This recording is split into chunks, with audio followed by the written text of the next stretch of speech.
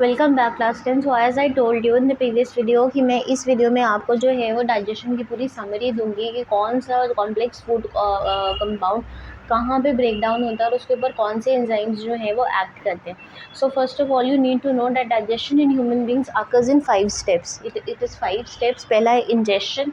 Ingestion वो process है जिसमें हम माउथ को जो है वो ओरल कैविटी या अपनी जो बकल कैविटी होता है उसमें इनटेक करते हैं। So basically ingestion means taking in or intake of food into the mouth, oral cavity या buccal cavity where the food get mixed with saliva and it gets converted into a semi solid form। मैंने उस दिन भी बताया था कि क्योंकि complex food organism से सॉलिड फूड हमारे लिए इंजेस्ट करना बहुत मुश्किल है, इसलिए जो माउथ में सलाइवा होता है वो उस फूड को सेमी सॉलिड फॉर्म में कन्वर्ट करता है ताकि आप ईजिली उसको जो है अपनी ईसोफेगस फैरिंग्स के से पास डाउन कर सके थ्रू पेरिस्टालसिस। ठीक है, नहीं तो वो आपके जो मास्कुलर लाइनिंग है, ट्यूब लाइक स्ट्रक्चर है, उसमें अटकेगा, उसमें टकराएगा। ठीक, तो पहला प्रोसेस क्या हो गया?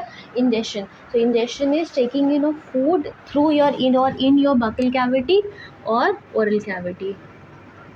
Taking in of food in buccal cavity या oral cavity where the food gets mixed with saliva, it is converted into a semi solid form and that form is called as bolus। फिर मैं बता रही हूँ class 10 that I am telling you something extra। मैं हमेशा आपको कुछ ना कुछ एक्स्ट्रा बताती रहती हूँ जो आपके कॉम्पिटिटिव एग्जाम्स में पूछते हैं। ये one word multiple choice questions हैं which are asked in your competitive exams. So again I am telling you, please subscribe to my channel. if somebody is watching it and you find that it is helpful, it can help you, आपके friends को help कर सकता है, please ask them to subscribe so that you can get such information। Fine, so subscribe to my channel and find these questions like this which I tell you in between the chapters so that you can note them somewhere and you can prepare them। These can help you in preparing for your competitive exams। ठीक है, तो जो basically saliva का काम है food को lubricate करना, उसको सेमी सॉलिड फॉर्म में कन्वर्ट करना, और इसी सेमी सॉलिड फॉर्म को हम क्या बोलते हैं? बोलस। ये फॉर्म जो है ये ईजिली आपके ईसोफेगस के थ्रू पास हो सकता है, इसीलिए इसको इस फॉर्म में कन्वर्ट करना इंपॉर्टेंट है। फाइन, टीथ होते हैं जो आपके मैस्टिकेट करने के काम आते हैं, च्यूइंग के काम आते हैं, ग्राइंडिंग के काम आते हैं खाने को। तो पूरे जितने भी टंग है जो टेस्ट में हेल्प करती है, टेस्ट बड्स प्रेजेंट होते हैं। So all these are structures which are present inside your oral cavity which help in converting of food into a form which can now easily pass down through your pharynx and esophagus। ठीक, अब इसके बाद जो food है वो आपका enter करता है through oesophagus into stomach. Fine, through oesophagus into stomach. Fine, so basically ingestion में आपका कौन सा आपका एलिमेंट्री कैनाल का पार्ट इन्वॉल्व है? बकल कैविटी या ओरल कैविटी, जिसमें आपका टंग, टीथ, ये सारी चीज़ें आती हैं। ठीक, उसके बाद सेकेंड स्टेप जो है वो है डाइजेशन, जिसमें कॉम्प्लेक्स फूड ऑर्गेनिक मॉलिक्यूल्स जो हैं वो ब्रेक डाउन होते हैं इनटू सिंपलर फॉर्म्स और फिर वो पास ऑन कर दिए जाते हैं through, they are transported by blood. Absorption means absorption of और मिक्सिंग ऑफ। बेसिकली जो आपका स्मॉल इंटेस्टाइन में विलाय होते हैं, फिंगर लाइक प्रोजेक्शंस होते हैं, उनमें ब्लड कैपिलरीज होते हैं। तो जो खाना स्मॉल इंटेस्टाइन में फाइनली डाइजेस्ट हो जाता है वो सारा का सारा खाना जो है आपके ब्लड वेसल्स में अब्जॉर्ब हो जाता है। And assimilation means it's distribution to different cells और different parts of the body so that each and every part of your body can get energy and nutrients for growth and repair. ठीक, तो पहला step हो गया ingestion, जिसमें पूरा आपका mouth हो या ओरल कैविटी या बकल कैविटी इन्वॉल्व होती है, जिसमें कि सलाइवा जो है वो लुब्रिकेट करने का काम करता है फूड को, उसको कन्वर्ट करता है सेमी सॉलिड फॉर्म में जिसको बोलते हैं बोलस। ठीक, उसके बाद एक्चुअल डाइजेशन स्टार्ट होता है। डाइजेशन जो है पहला जिस चीज़ का डाइजेशन माउथ में होता है, सिर्फ और सिर्फ माउथ में पहला डाइजेशन स्टार्ट होता है स्टार्च का। ठीक है, स्टार्च कन्वर्ट होता है into carbohydrates. Starch gets converted into basically starch get converted into maltose, जो कि सिंपलेस्ट फॉर्म ऑफ कार्बोहाइड्रेट है। ग्लूकोज, माल्टोज, फ्रक्टोज ये सिंपलेस्ट फॉर्म्स हैं। और ये जो एंजाइम इसके ऊपर एक्ट करता है जो कि सलाइवरी ग्लैंड सिक्रीट करते हैं वो है टाइलिन या सलाइवरी अमाइलेज। ठीक है, टाइलिन या सलाइवरी अमाइलेज। ये एंजाइम है जो आपके कहाँ पे मिलता है, सलाइवा में, which is secreted by salivary glands, which is found in saliva. तो माउथ में जब आप इंजेस्ट, जैसे ही आप खाना इंजेस्ट करते हैं तो सबसे पहली चीज़ जिसका डाइजेशन स्टार्ट हो जाता है वो है स्टार्च। क्यों? क्योंकि सलाइवा में ऐसा एंजाइम प्रेजेंट है जो कि स्टार्च को कन्वर्ट कर देता है सिंपलेस्ट फॉर्म ऑफ शुगर में, विच इज़ माल्टोज, और वो एंजाइम है आपका टाइलिन या सलाइवरी अमाइलेज। ठीक है। अब सलाइवा का जो पीएच होता है वो 6 से 7.4 है। सलाइवा का पीएच 6 से 7.4 है, और स्टार्च के डाइजेशन के लिए आपको अल्कलाइन मीडियम रिक्वायर्ड होता है जो कि आपको माउथ में, ओरल कैविटी में प्रॉपर्ली मिलता है। ठीक है। तो this is the first step of digestion which is ingestion. इसके बाद जो खाना है वो बोलस के फॉर्म में, सेमी सॉलिड फॉर्म में वाया ईसोफेगस एंटर करता है स्टमक। स्टमक में खाने का डाइजेशन शुरू होता है, क्योंकि फैरिंग्स और ईसोफेगस में डाइजेशन नहीं होता। स्टमक में स्टार्च का डाइजेशन इसलिए नहीं होता क्योंकि उसका पीएच 4.5 है। गैस्ट्रिक जूसेस और HCl जो है वो मिला के जो पीएच बनाते हैं स्टमक का वो 4.5 है, दैट इज़ एसिडिक। तो एसिडिक मीडियम में स्टार्च का डाइजेशन पॉसिबल नहीं है, इसलिए स्टार्च स्टमक में डाइजेस्ट नहीं होता। वो या तो स्मॉल इंटेस्टाइन में डाइजेस्ट होगा या आपका माउथ में डाइजेस्ट होता है through with the help of ptyalin या सलाइवरी अमाइलेज। ठीक है। तो सेकेंड प्रोसेस, जो सेकेंड स्टेप हो गया डाइजेशन का, वो है डाइजेशन, जिसमें कॉम्प्लेक्स फूड ऑर्गेनिक कंपाउंड जो है वो ब्रेक डाउन होते हैं इनटू सिंपलर सब्सटेंसेस। तीसरा स्टेप हो गया अब्जॉर्प्शन। स्मॉल इंटेस्टाइन में जो विलाय प्रेजेंट है वो फूड को एब्जॉर्ब करते हैं, क्योंकि उनमें ब्लड कैपिलरीज होती हैं। जितने भी स्मॉल कॉम्प्लेक्स, जो स्मॉल मॉलिक्यूल्स बने होंगे after break down, they get absorbed into the blood stream and then they are assimilated or distributed to different parts of the body, different parts of your cell, different cells, different tissues, different organs, so that each and every part starting from your hair to your nail, जो आपके पैर का नाखून है वहाँ तक हर एक part के पास खाना पहुँच पाए, एनर्जी पहुँच पाए, ताकि वो ग्रोथ और रिपेयर कर पाए। ठीक है। नाउ अब उसके बाद जो लास्ट पार्ट है वो है इजेस्शन।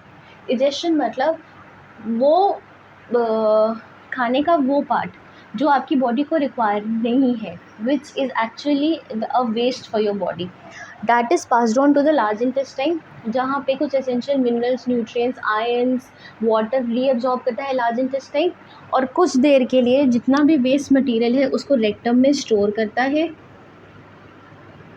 ठीक है। और रेक्टम से फिर वो फाइनली पास ऑन हो जाता है through, it is expelled out from your body via anus, through anus. ठीक है।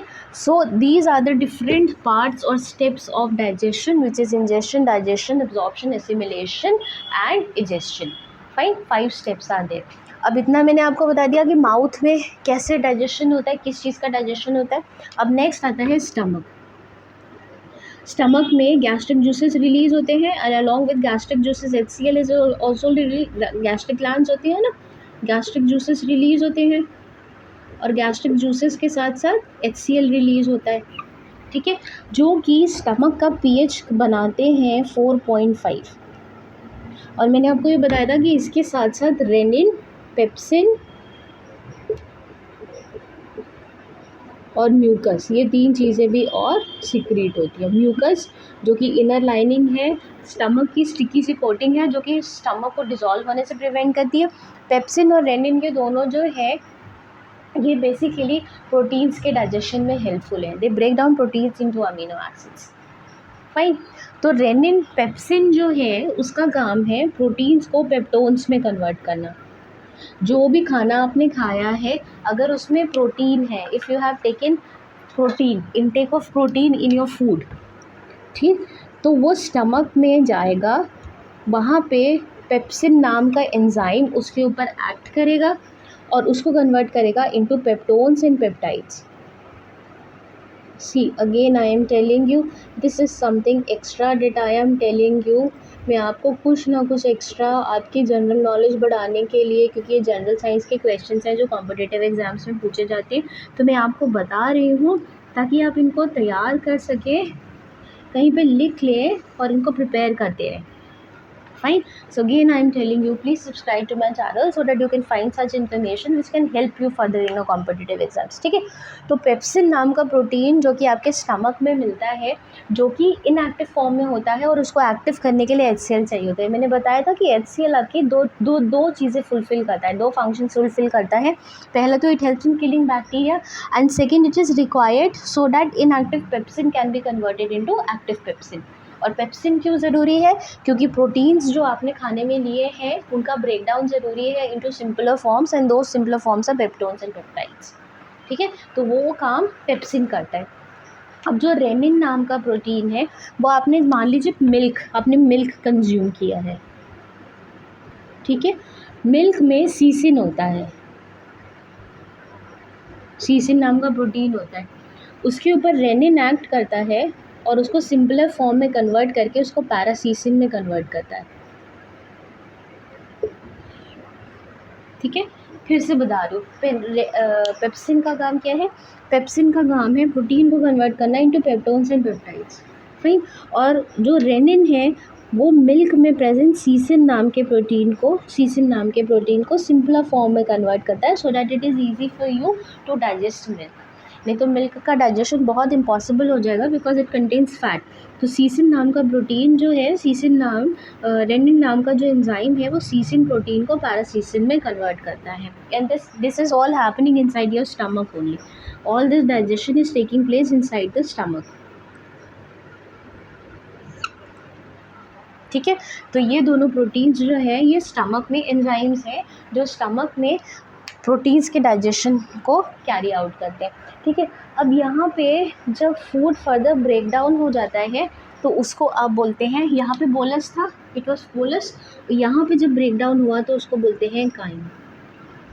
अब जो खाना स्टमक में होगा that is called as chyme. After what? After breaking down of protein into peptones and peptides and breaking down of casein into paracasein. ठीक है, तो माउथ में जो फूड था उसका नाम क्या था? It was bolus. जो माउथ में फूड होता है जब वो उसको सलाइवा लुब्रिकेट करके सेमी सॉलिड फॉर्म में कन्वर्ट कर देता है तो उसको बोलते हैं बोलस। और जब स्टमक में खाना डाइजेस्ट हो जाता है, प्रोटीन्स डाइजेस्ट हो जाते हैं और वो और फर्दर सिंपलर फॉर्म्स पे ब्रेक डाउन हो जाता है तो उस फॉर्म को बोलते हैं chyme. It is called as chyme. ठीक है, और स्टमक का पीएच मैंने आपको बता दिया कि the pH of stomach is 4.5। क्योंकि ये एसिडिक पीएच है इसलिए स्टार्च का डाइजेशन जो है यहाँ पे पॉसिबल नहीं है। You can not digest starch in your stomach. ठीक है, अब इसके बाद जो है स्टमक जो है वो ओपन करता है आपका स्मॉल इंटेस्टाइन में। मालूम है जो एलिमेंट्री कैनाल है उसका नेक्स्ट पार्ट क्या है? Esophagus is present between, stomach is present between your esophagus and small intestine.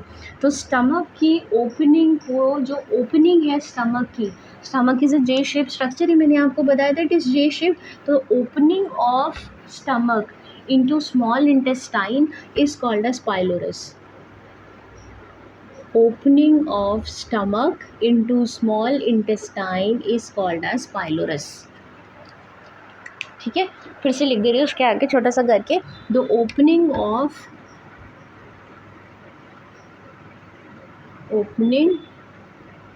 stomach into small intestine।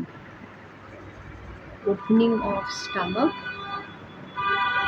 into small intestine। Stomach into small intestine. और मैं एक चीज़ और बता रही हूँ आप लोगों को व्यूअर्स कि ये चैप्टर मैंने ये जब शुरू किया था तभी आपको बता दिया था कि ये बहुत इंपॉर्टेंट चैप्टर है, इससे बहुत सारे मल्टीपल चॉइस क्वेश्चंस बनते हैं, इसका वेटेज बहुत है आपकी कॉम्पिटिटिव एग्जाम्स में। तो after I finish off with this chapter I try giving you some of the important questions, objective type questions जो कि आपके मल्टीपल चॉइस क्वेश्चंस में आते, so that you can revise them, work on them and prepare for your competitive exams. So again for that you'll have to log in and subscribe to my channel. See, subscribing to my channel is not a waste of time। आपका time waste नहीं होगा, ऐसा नहीं है कि मैं कुछ abrupt videos डाल रहा हूँ, आप ही की हेल्प होगी। That is why I have open this channel and I want कि मैं ऐसी छोटी-छोटी इन्फॉर्मेशन, जिसमें कई बार आपको कई बुक्स पढ़नी पड़ती हैं, सर्च आउट करना पड़ता है, ऐसी छोटी-छोटी इन्फॉर्मेशंस आपको प्रोवाइड करती रहूँ थ्रू वन वर्ड्स और keywords, so that it is easy for you to note them down somewhere and prepare simultaneously, fine. So again I am saying this, please subscribe to my channel for such information, ठीक है। तो अब stomach जो है वो small intestine में open हो गया, जितना खाना था जिसको काइम बोलते हैं वो सारा स्मॉल इंटेस्टाइन में गया।